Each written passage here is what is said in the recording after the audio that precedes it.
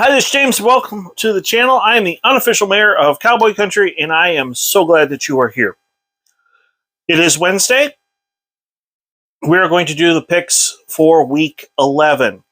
Remember, I'm also including Cincinnati, BYU, UCF, and Houston. So that's why there are 9 games listed. But you're like, well, wait a minute. BYU has a bye this week. You're right. They do have a bye this week. So enjoy the week off, Cosmo.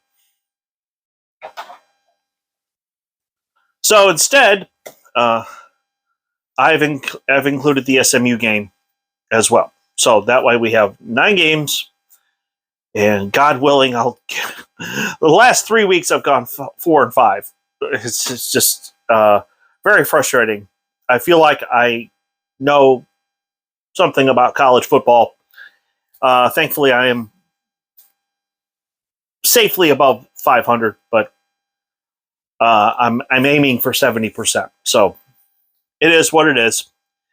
All right. Speaking of the Bearcats, ECU, East Carolina University at Cincinnati. It's funny because I look at my notes and I almost wanted to say ECW, but that's pro wrestling. East Carolina University, the Pirates are going to Cincinnati to take on the Bearcats.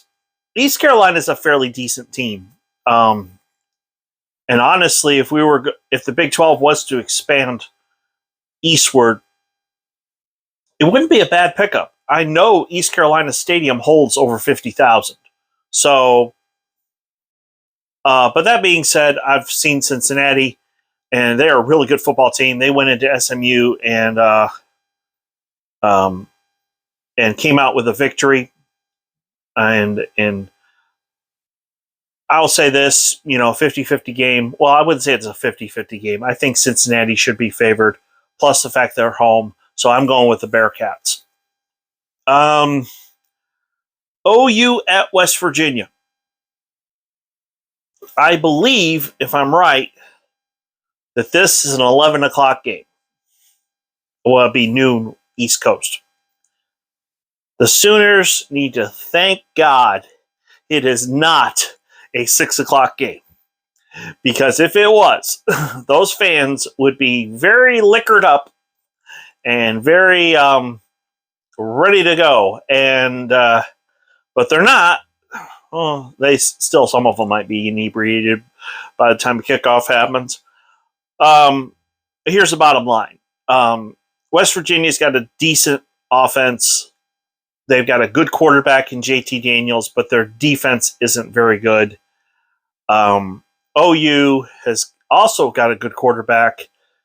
They managed to not only get UCF's offensive coordinator, but they also brought a quarterback with him in Dylan Gabriel. So I'm picking the Sooners. Yes, I'm not a fan of the folks that wear crimson and cream. However, I am a fan of Dylan Gabriel. He's a good quarterback, and that's why I'm picking them to win. Understand, it's at West Virginia. West Virginia is going to score some points. So, heck, who knows? It could be the first team to 50 is going to win this one. Iowa State at Oklahoma State. I listened to Robert today. Well, a confession. I'm filming this on Monday. But I listened to Robert today. I'm not posting it until Wednesday, but I listened to Robert today. He said over a third of Oklahoma State's football team has had some kind of injury this year. Over a third. That's difficult. However, Dominic Richardson is back at running back. And if I were Oklahoma State's staff, I would focus on trying to establish the run and play action pass, whether it's Rangel or Gunnar Gundy, either one. When you establish the run, then you can play action pass. It takes less pressure take some pressure off the quarterback. And I believe in Oklahoma State. Granted, I mean, Iowa State easily. They've had 2 or 3 games that were very close. And they could be 6 and they're 3-6, but they could be 6-3. But I'm still going to take the Cowboys. It's at home. It's at Boone Pickens Stadium. I wish I could be there because it's going to be Military Appreciation Day, and it's a blackout. And yes, I love the color orange, but honestly, if I have a choice, I'm going to wear black and orange over orange and black. I've got a polo shirt that's black and orange, and it's my favorite shirt. Anyway, because this is going to be a good football game. These are 2 good football teams in Kansas State and Baylor. And I'm disappointed that when Kansas State lost to Texas that they left Martinez in there because, quite frankly, I think their backup can throw the ball deeper. I think Drew Howard's a better quarterback. I do. And both Kansas State and Baylor can run the football effectively. But if they're going to use Martinez, the one thing that he's got going for him is he's a true dual threat quarterback. And earlier in the year when Spencer Sanders was healthy, I was there when Oklahoma State played Baylor, and Spencer Sanders had success running the football. So therefore, I believe that Martinez is going to have the same kind of success, and that's why I'm picking Kansas State. Now, KU at Texas Tech. I know Lubbock is a very difficult place to play. Texas Tech, when they're at home, are very dangerous. And but quite frankly, Morton's a freshman. And we at Oklahoma State are learning when you have a freshman out there at quarterback, sometimes they make mistakes. But that's not why I'm picking the Jayhawks. The reason I'm picking the Jayhawks is because they've got a pretty good running back who ran for over 200 yards against the Cowboys. If I'm KU, and Lance Leipold is a good coach, he's going to look across there and be like, hey, they got a high-powered offense. I'm going to run the ball and try to take time off the clock so they can't score. So I'm actually picking the Jayhawks over Texas Tech. And please understand, if you're a Texas Tech fan, I think Morton has got tremendous upside. He's a good, potentially great quarterback, but he's young.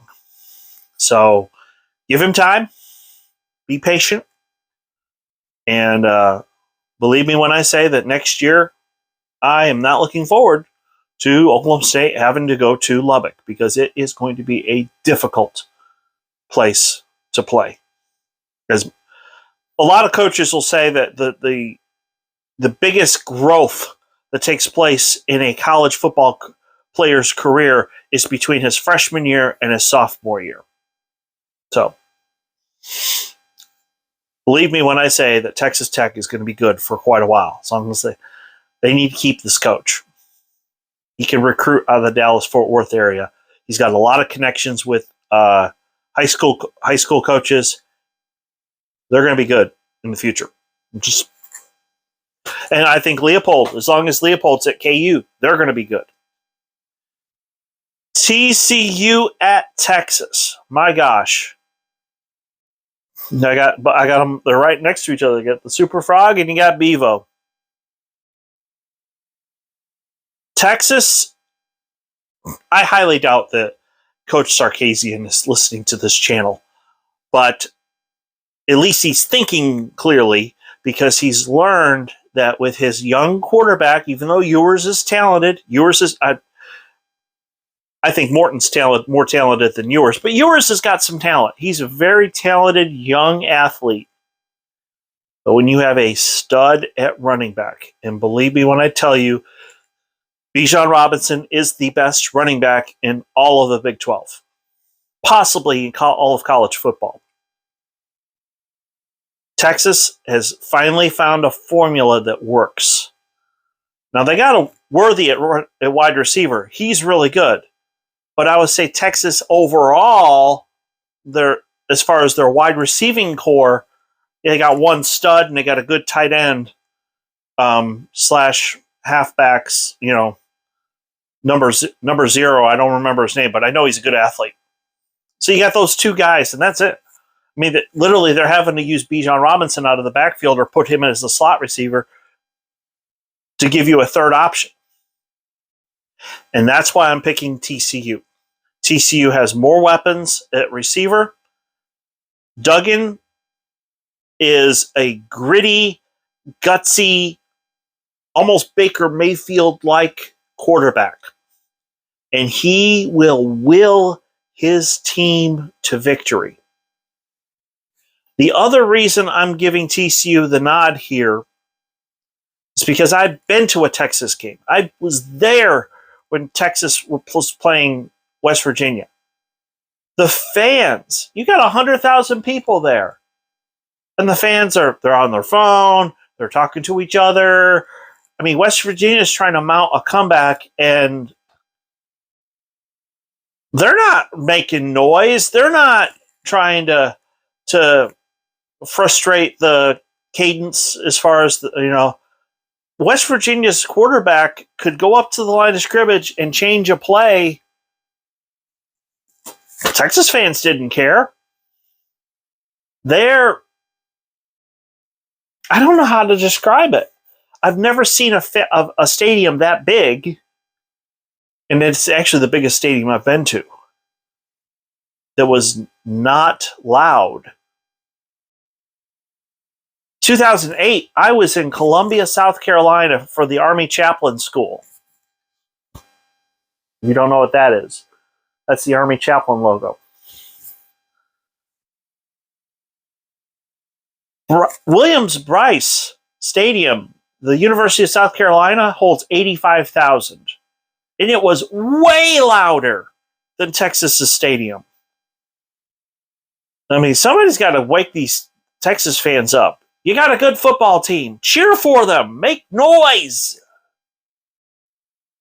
That's why the Frogs are going to win. All right, SMU at USF. Nobody is going to question SMU's offense. They scored 77 on Houston last week. They also gave up 63. But the thing that I noticed more than anything else, at the end of the game, SMU was running the football, and they were running the football effectively. And they got a guy at number 31. He may not be as physically gifted as Bijan Robinson, but he's got just a mean streak, and he just runs people over. Except for the last play where looked like he was going to make contact and went the other way and scored a touchdown. So I'm picking the Mustangs on that one. Temple at Houston. To me, this is a 50-50 ball game. They're both decent teams. They're not great, but they're decent. But it's in Houston, so I'm going to go with the Cougars. And UCF at Tulane. Tulane's got a good football team, but I made the mistake a couple weeks ago. Actually, it was like 2 weeks in a row where I picked against UCF, and I was wrong. And last week I went with UCF, and they won. So I'm going to keep it going, and I'm going to go with the Knights. So, if you are new to the channel, please hit like and subscribe. And from the bottom of my heart, I want to say thank you to everybody who subscribes. By the way, I'm not going to say everything. There might be occasions where you don't agree with me about something. Please don't unsubscribe just because of that. Let's just agree to disagree on certain things. You don't have to click unsubscribe just because I say one bad thing. So, you have a great night. Bye.